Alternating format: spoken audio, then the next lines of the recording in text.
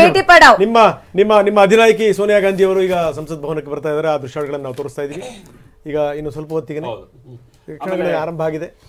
ಸುಗಮ ಅಧಿವೇಶನಕ್ಕೆ ಅನುವು ಮಾಡಿಕೊಡ್ಬೇಕು ಅಂತ ಹೇಳ್ಕೊಂಡು ನಿನ್ನೆ ತಾನೇ ಪ್ರಹ್ಲಾದ್ ಜೋಶಿ ಅವರು ಸೇರಿದಾಗೆ ಪ್ರಧಾನಿ ಅವರೆಲ್ಲ ರಿಕ್ವೆಸ್ಟ್ ಮಾಡಿಕೊಂಡಿದ್ದಾರೆ. ಒಳ್ಳೆ ಅವಕಾಶ, ಹೌದು, ದಯವಿಟ್ಟು ಇಂಥ ಅವಕಾಶ ಕಳ್ಕೋಬೇಡಿ, ನಾವು ಮಾಡಿರೋಂಥ ತಪ್ಪುಗಳನ್ನ ತಿದ್ಕೋಬಹುದು ಅನ್ನುವಂತ ಮಾತನ್ನು ಕೂಡ ಅವ್ರು ಹೇಳಿದ್ರು. ಕರೆಕ್ಟ್. ಇನ್ನೊಂದು ವಿಚಾರ ಆದ್ರೆ ಕಾಂಗ್ರೆಸ್ನ ಬಹಳಷ್ಟು ಮಂದಿ ನಾಯಕರು ಬಹುಶಃ ಇವತ್ತಿನಿಂದ ಆರಂಭ ಆಗುವಂತ ಈ ಬಜೆಟ್ ಅಧಿವೇಶನದಲ್ಲಿ ಅಲ್ಲಿ ಭಾಗಿಯಾಗಲ್ಲ ಅಂತ ಕಾಣಿಸುತ್ತೆ. ಯಾಕಂತಂದ್ರೆ ರಾಹುಲ್ ಗಾಂಧಿ ಅವರ ನೇತೃತ್ವದಲ್ಲಿ ಭಾರತ್ ಜೋಡೋ ನ್ಯಾಯ ಯಾತ್ರೆ ನಡೀತಾ ಇರುವಂತಹ ಕಾರಣಕ್ಕಾಗಿ ಅಧೀರ್ ರಂಜನ್ ಚೌಧರಿ ಸೇರಿದಾಗೆ ಬಹಳಷ್ಟು ಮಂದಿ ಸಂಸದರೆಲ್ಲ ಅವ್ರ ಜೊತೆಗೆ ಇರ್ತಾರೆ. ಈ ಕಾರಣಕ್ಕಾಗಿ ಹಲವು ಮಂದಿ ಭಾಗಿ ಆಗಲ್ಲ ಅನ್ನುವಂಥ ವಿಚಾರವೂ ಕೂಡ ನಮಗೆ ಗೊತ್ತಾಗ್ತಾ ಇರುವಂಥ ಸಂದರ್ಭ. ಕೆಲವೇ ತಿಂಗಳುಗಳ ಹಿಂದೆ ಏನಿತ್ತು, ಚಳಿಗಾಲದ ಅಧಿವೇಶನದಲ್ಲಿ ಹತ್ತತ್ರ 146 ಮಂದಿಯನ್ನ ಆ ಅಧಿವೇಶನದಿಂದ ಅಮಾನತ್ ಮಾಡಿದಂತ ಒಂದು ಸನ್ನಿವೇಶಕ್ಕೂ ಕೂಡ ನಾವು ಈ ವರ್ಷ ಸಾಕ್ಷಿಯಾಗಿದ್ದೀವಿ ನಾವು ಕಳೆದ ವರ್ಷ.